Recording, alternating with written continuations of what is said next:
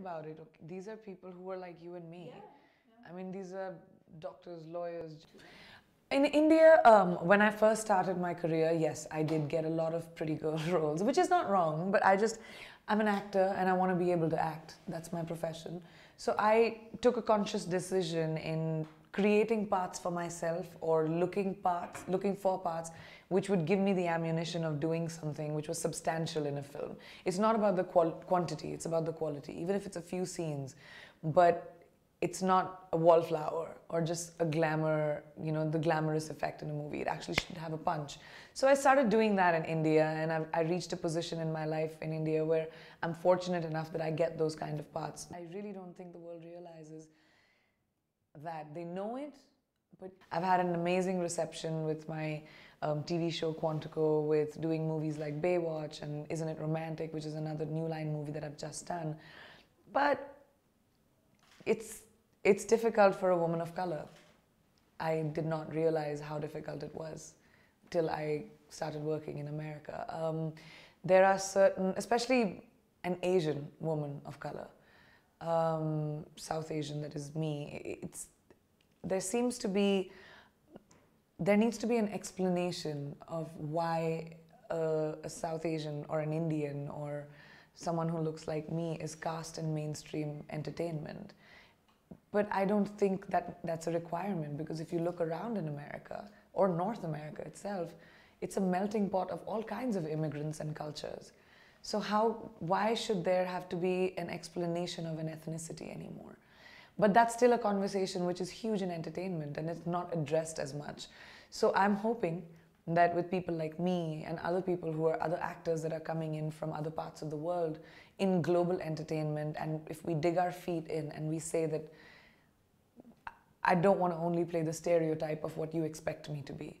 Only I don't want to talk like this, This is what a modern Indian girl speaks like, and that is what I want to play. So, I mean, credit to my producers and filmmakers that have come to me with parts like that. But it's a fight, it's a battle, and I'm not afraid to fight it. So you're saying there should be and could be a wider variety of offers of roles? It shouldn't be a fight. It should be normal. That you cast someone because they're good for the job and not because their ethnicity can't be explained in mainstream entertainment. Visuals of it right now. Yeah. It's apparently the 4th largest town in Jordan. Well, it's announced for development, yes. We're developing it right now, but because it was announced, I mentioned it. Yeah. It's a sitcom which is about a big-time Bollywood actress in the 90s who decides to give up everything for love and becomes a soccer mom in Middle America. I just think it's very funny, just as a story. So now we're writing it, and hopefully, if it turns out well, we'll see it on air at some point. Unlike the other camp, the people were allowed to set up their own shops, and so there is like a community life there. It is.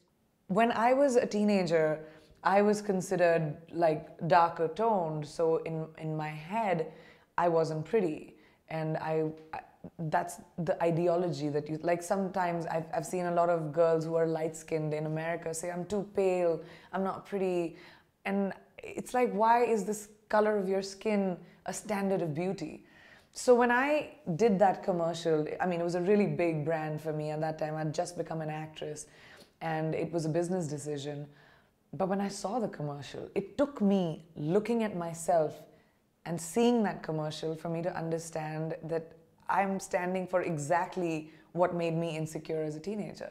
And then I got out of the contract, of course, and never did it again. But it took me actually seeing myself saying that and remembering what I felt like as a 12-year-old when I used to watch the commercials and buy those creams and try and change my skin tone because I would be prettier. And I don't think that's the standard of beauty I want for my children or for the children of the world. So I talk about it now because it's not just a prevalent problem in Asia. I think it's a problem around the world where the standard of beauty is whatever you don't have is what will make you beautiful. What? What about everything else that God's given us? I mean, I think we need to bring our focus back on natural, and we need to bring our focus back on, finding the best version of yourself instead of just doctors and beauty products that change who you are. We're planning hopefully Bangladesh as well at some point. But I've been their national ambassador for about 12 years. We did a lot of field trips there.